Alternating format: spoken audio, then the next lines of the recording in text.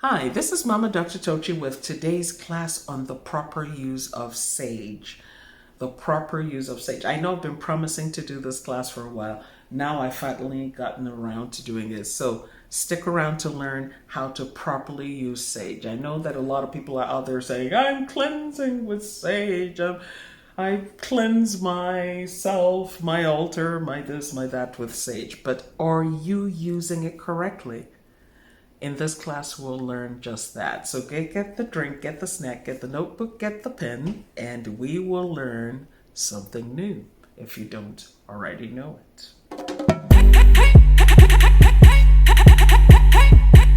Thank you for coming back. Now let's get into it. For those of you who don't know what sage is, there are different kinds of sage out there. There's white sage, gray sage, blue, purple, okay?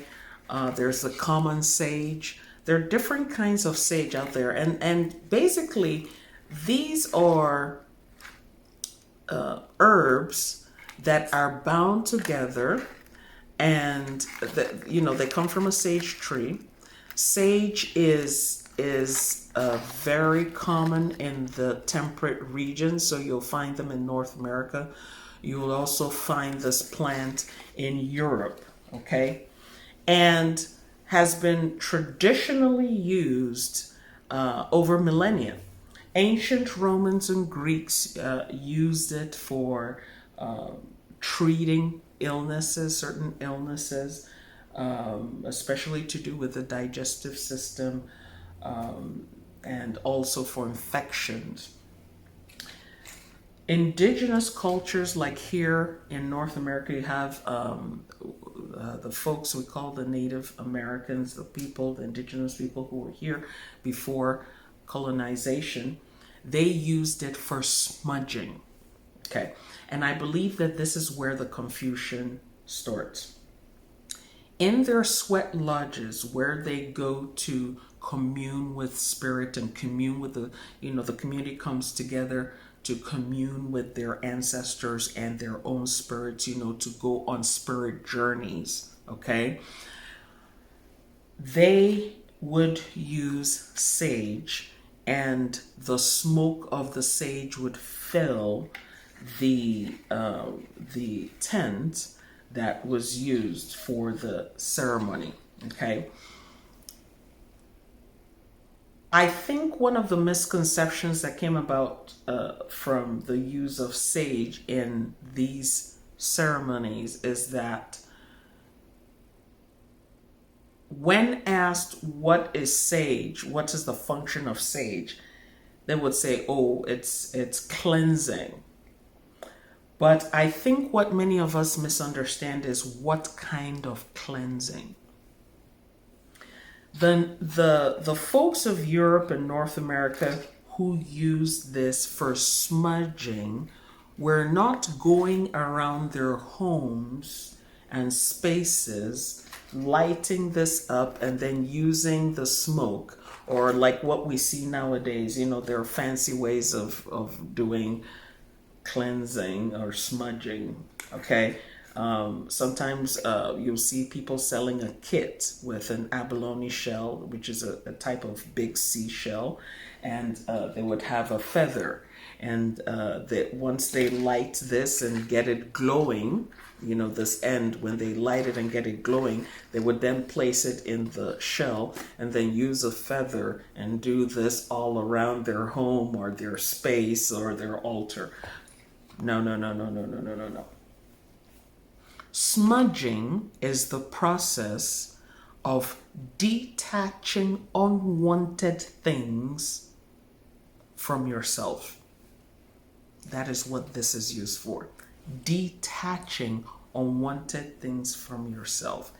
So if you're talking about detaching something, that means there has to be an object, and then you go to that object with the intention of separating that object from what is spiritually attached to it.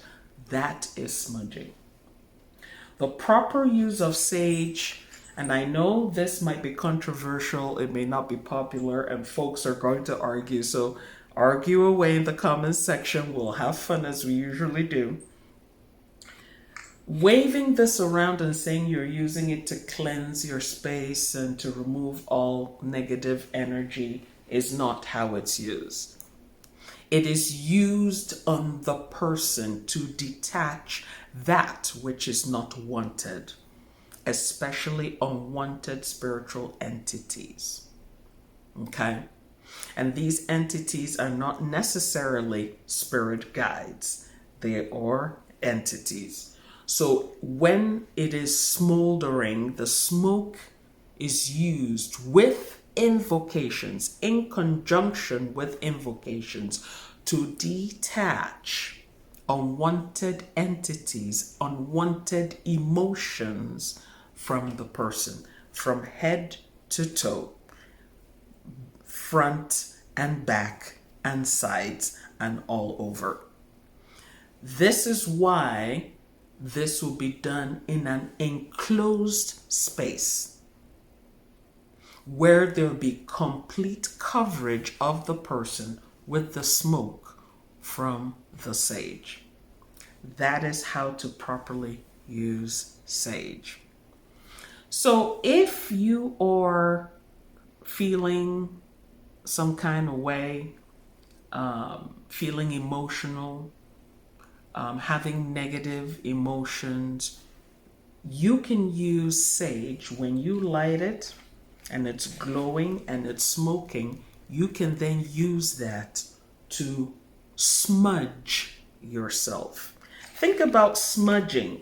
When you think about that verb smudge, it's like if you wrote something with ink or with crayon or a pencil and you went with your finger and smudged it, you would see it would look kind of cloudy. That is what the smudging is. It's not going through a space. Do you see the difference? Because if you're going through an open space or going through here and saying, okay, I cancel all the negativity, you're not smudging. That's more like a light fumigation. But smudging is like a cloud. You're creating a cloud of the smoke. And the purpose of having the cloud of the smoke is to intensify the effect of the sage on the object that is being worked upon. And so that's why it needs to be done in clouds, thick clouds of smoke. If you have respiratory issues, if you have health issues, I do not recommend that you start smudging yourself with sage, because if you do it correctly, it can be a pretty intense experience. It will do its job, but it will be a pretty intense experience. You might feel lightheaded, you will start sweating, your eyes might get irritated, but after it's all said and done, you will feel different if you have done this correctly. If I want to use this, or when I use it for smudging, I like going into an enclosed space, okay? I'm sure I have all my materials at hand. I make sure that my sage is in a fireproof container, and I will proceed to smudge myself with invocations pertinent to what I want the smudging to do. If I'm feeling sad or depressed or unhappy or angry, enraged, scattered, unclear, confused, I use invocations and commands, because invocations can be like commands, and instruct the sage to detach all these unwanted emotions and any associated entities with those emotions from me. And I don't spend too much time there doing this. 5-10 minutes max out of there, get fresh air, take a shower, I'm good to go.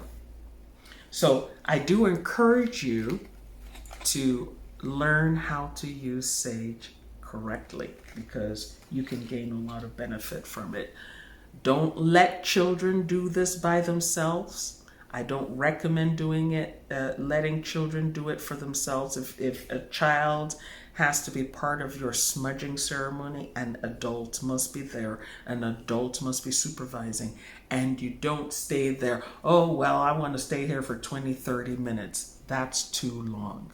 For most people cannot take it. Spiritual practitioners or people who are used to doing this for a very long time might be able to go 20, 30 minutes or more. But if you're just starting out learning how to smudge, please, 5, 10 minutes, go get you some fresh air, okay? So I hope you learned something from this class. If you did, say I in the comment sections, okay? If you need to get a hold of me for consultations, divinations, Reiki, your Reiki therapy, for your spiritual practice coaching, please go to my website, tochi.us. You will also find a whole bunch of spiritual products there to help you with your spiritual lifestyle. You will find books, courses, a whole wealth of materials to help you craft the kind of spiritual lifestyle that you want and you deserve.